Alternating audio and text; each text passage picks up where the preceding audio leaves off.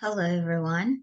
Well, I'm going to continue reading the novel Alice Adventure in Wonderland still, and today is time for chapter 9. Well, I'm gonna share my screen first, like I used to do. Alright, okay, it's chapter 9 The Mock Turtle Story. You can't think how glad I am to see you again. "You dear old thing," said the Duchess, as she tucked her arm affectionately into Alice's, and they walked off together. Alice was very glad to find her in such a pleasant temper, and thought to herself that perhaps it was only the pepper that had made her so savage when they met in the kitchen. "When I am a duchess," she said to herself, not in a very hopeful tone though, "I won't have any pepper in my kitchen at all. Salt does very well without it. Maybe it's always pepper that makes people hot-tempered," she went on, very much pleased at having found out a new kind of rule. "And vinegar that makes them sour, and chamomile that makes them bitter, and the barley, sugar, and such things that make children sweet-tempered. I only wish people knew that, then they wouldn't be so stingy about it." She had quite forgotten the Duchess by this time, and was a little startled when she heard her voice closer to her ear. "You're thinking about something, my dear, and that makes you forget to talk. I can't tell you just now what the moral of that is, but I shall remember it in a bit." "Perhaps it hasn't one," Alice ventured to remark. "Too, too, child," said the Duchess. "Everything's got a moral, if only you can find it."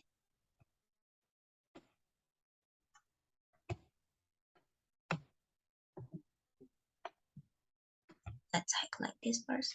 And she squeezed herself up closer to Alice's side as she spoke. Alice did not much like her keeping so closer to her, first because the Duchess was very ugly, and secondly because she was exactly the right height to rest her chin on Alice's shoulder, and it was an uncomfortably sharp chin. However, she did not like to be rude, so she bore it as well as she could. "The game going on rather better now," she said, by way of keeping the conversation a little. "'Tis so," said the Duchess, "and the moral of that is, oh, this love that makes the world go round."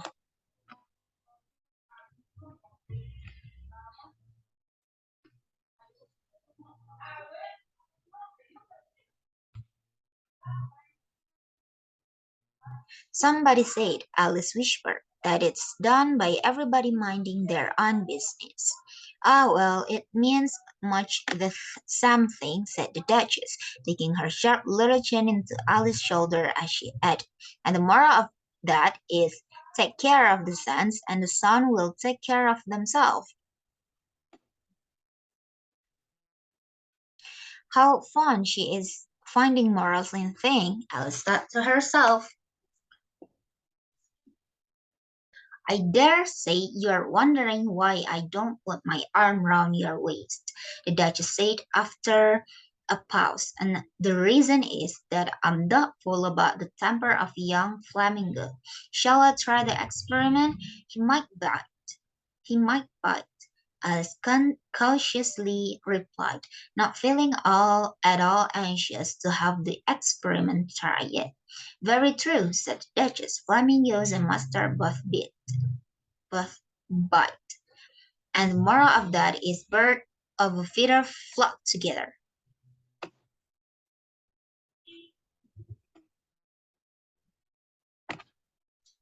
And next, "only mustard isn't a bird," Alice remarked, Right, as usual, said the Duchess. What a clear way you have of putting things. It's a mineral, I think, said Alice. Of course it is, said the Duchess, who seemed ready to agree to everything that Alice said. There's a large master mine near here, and the moral of that is the more there is of mine, the less is of yours. Cool. Oh, I know, exclaimed Alice, who had not attended to this last remark. It's a vegetable, it doesn't look like one, but it is.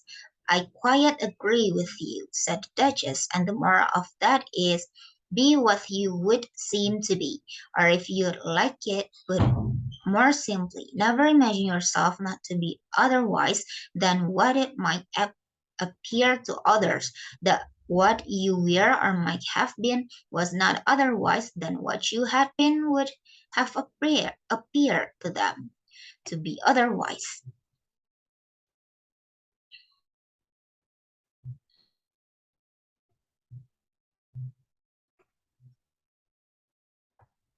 It's a bit complicated, but uh, but I'm trying to understand the meaning of this.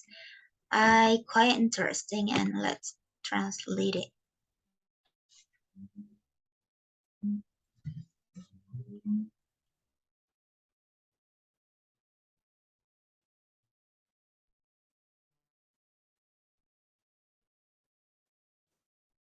I think I should understand that better. Alice said very polite. If I had it written down, but I can't quite follow it as you say it. Right, it's quite difficult to understand, by the way. That's nothing to what I could say if I choose, the Duchess replied, in a pleased tone. Pray don't trouble yourself to say it any longer than that, said Alice. Oh, don't talk about trouble, said the Duchess. I make you a prison of everything I've said as yet.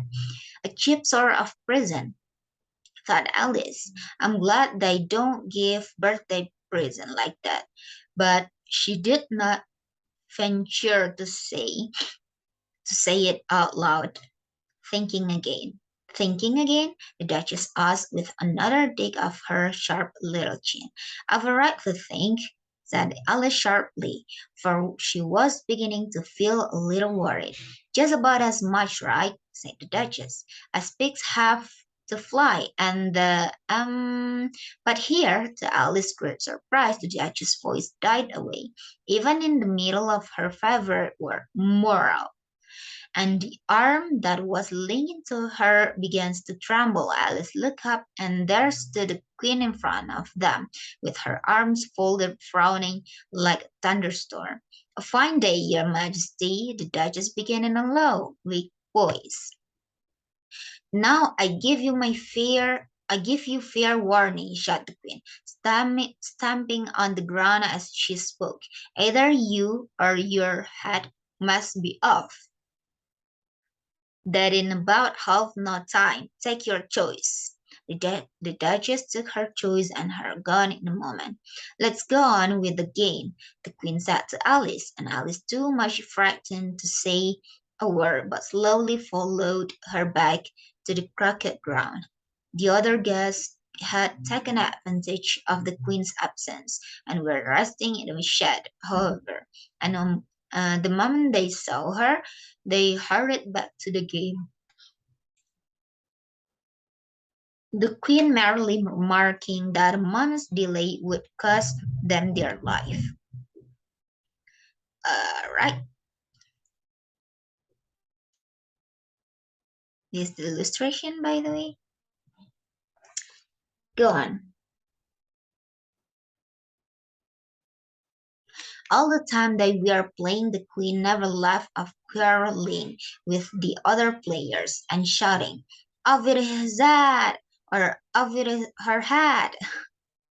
And those whom she sentenced were taken into custody by the soldiers, who of course had to leave off being urged to do this, so that by the end of half an hour or so there were no urge left, and all the players except the king and the queen and Alice were in custody custody and under sentence of executions.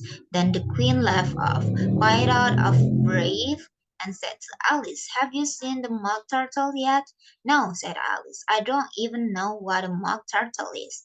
"It's the thing mock turtle soup is made from," said the queen. "I never saw one or heard of one," said Alice. "Come on then," said the queen, "and he shall tell you his history." As they walked off together, Alice heard the king say in a low voice to the company generally, "You are all pardoned. Come, that's a good thing," she said to herself, for she had felt quite unhappy at the number of executions the queen had ordered. They very soon came upon a griffon lying fast asleep in the sun. If you don't know what a griffon is, look at the picture. "Up, lazy thing," said the queen. And "Up, lazy thing," said the queen, "and take this young lady to see the mock turtle, and to hear his history. I must go back and see after some execution I have ordered." And she walked off, leaving Alice alone with the griffon. Alice did not quite like the look of the creature, but on the whole she thought it would be quite as safe to stay with it as to go after the savage queen. So she waited.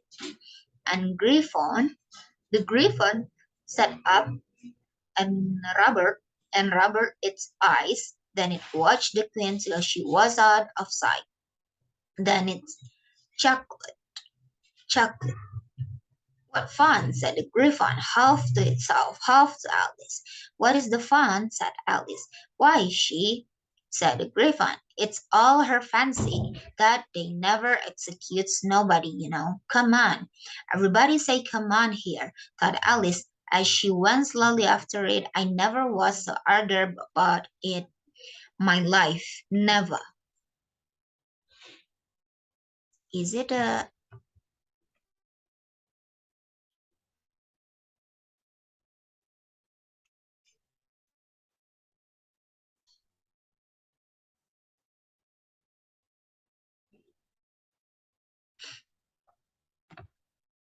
okay?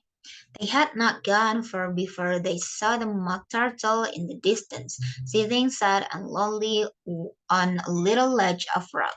And as they came nearer, where is it? Alice could hear him sighing as if his heart would break. She pitied him deeply. "What is his sorrow?" she asked the griffin, and the griffin answered, very nearly in the same words as before, "It's all his fancy, that he hasn't got no sorrow, you know. Come on." So they went up to the mock turtle, who looked at them with large eyes full of tears, but said nothing. This here young lady," said the griffin. "She wants to know your history. She do." "I'll tell it her," said the mock turtle in a deep, hollow tone. "Sit down, both of you, and don't speak a word till I finish." So they sat down, and nobody spoke for some minutes. Alice thought to herself, "I don't see how he can ever finish if he doesn't begin." But she waited patiently. "Once," said the mock turtle at last with a deep sigh, "I was a real turtle." These words were followed by a very long silence, broken only by an occasional exclamation of "What is that?" Haji from the griffin, and the constant heavy sobbing of the mock turtle. Alice was very nearly getting up and saying, "Thank you, sir, for your interesting story," but she could not help thinking there must be more to come. So she sat still and said nothing. When we were little," the mock turtle went on at last, more calmly, but still sobbing a little now then. "We went to school in the sea. The master was an old turtle. We used to call him Tortoise." "Why did you call him Tortoise if he wasn't one?" Alice asked. "We called him Tortoise because he taught us," said the mock turtle angrily. "Really, you are very dull." You ought to be ashamed of yourself for asking such a simple question, added the Griffin. And then they both sat silent and looked at poor Alice, who felt ready to sink into the earth. At last the Griffin said to the Mock Turtle, "Drive on, old fellow, don't be all day about it." And he went on in these words, "Yes, we went to school in the sea. Thought you may not believe it. I never said I didn't," interrupted Alice. "You did," said the Mock Turtle. "Hold your tongue," at the Griffin, before Alice could speak again, and the Mock Turtle went on. "We had the best of educations. In fact, we went to school every day. I've been to a day school, too," said Alice. "You needn't be so proud as all that." "With extras?" asked the Mock Turtle a little anxiously. "Yes," said Alice. "We learn French and music." "And washing?" said the Mock Turtle. "Certainly not." "Ah, then yours wasn't a really good school," said the Mock Turtle in a tone of relief. Now, at ours they had at the end of the bill French music and washing extra. "You couldn't have wanted it much," said Alice, leaving it at the bottom of the tea. "I couldn't afford to learn it," said the Mock Turtle with a sigh. "I only took a regular course." "What was that?"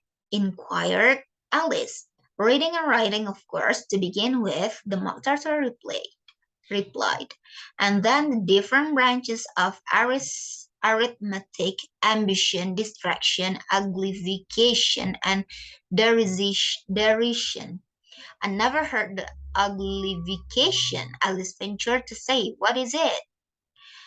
The Griffin lifted up both its paws in surprise. "Never heard of uglifying?"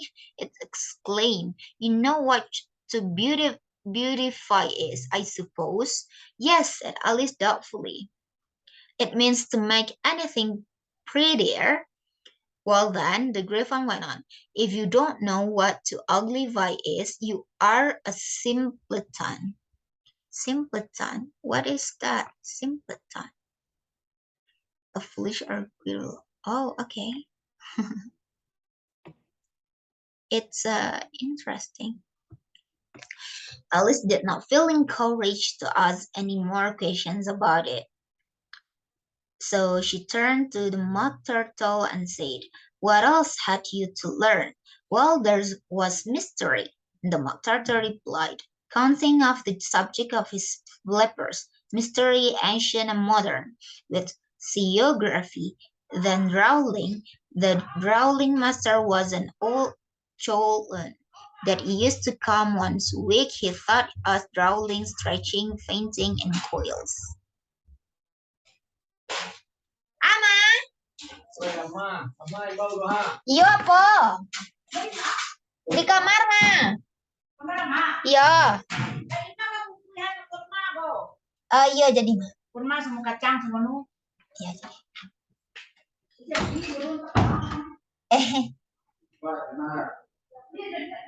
Iva marekam tugas tek lama. Marekam tugas tek lai.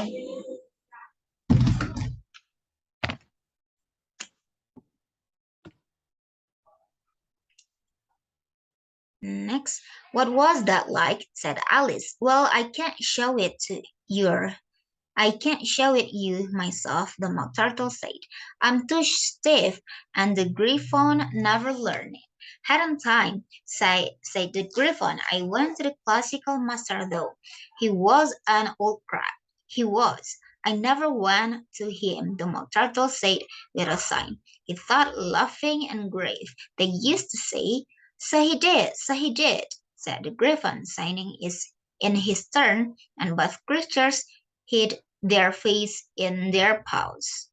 "And how many hours a day did you do lessons?" said Alice, in a hurry to change the subject. "10 hours the first day," said the Mock Turtle. "9 the next, and so on."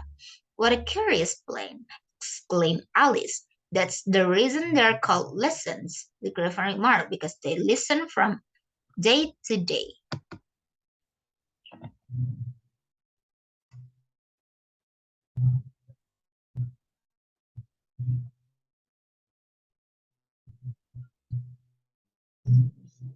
Yeah, got it. This was a, this was quite a new idea to Alice, and she thought over it a little before she made her next remark. Then the 11th day must have been a holiday. Of course it was, said the Mock Turtle. And how did you manage on the 12th? Alice went on angrily. That's enough about lessons.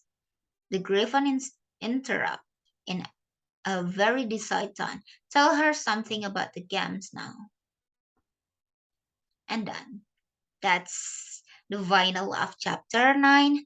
The next one, of course, is chapter 10, but I'm going to read it after maybe a while because I have to do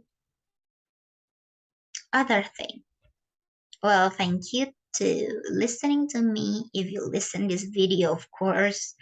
And yeah, I'm glad to know that maybe one of you watched this till the end. Thank you. Bye.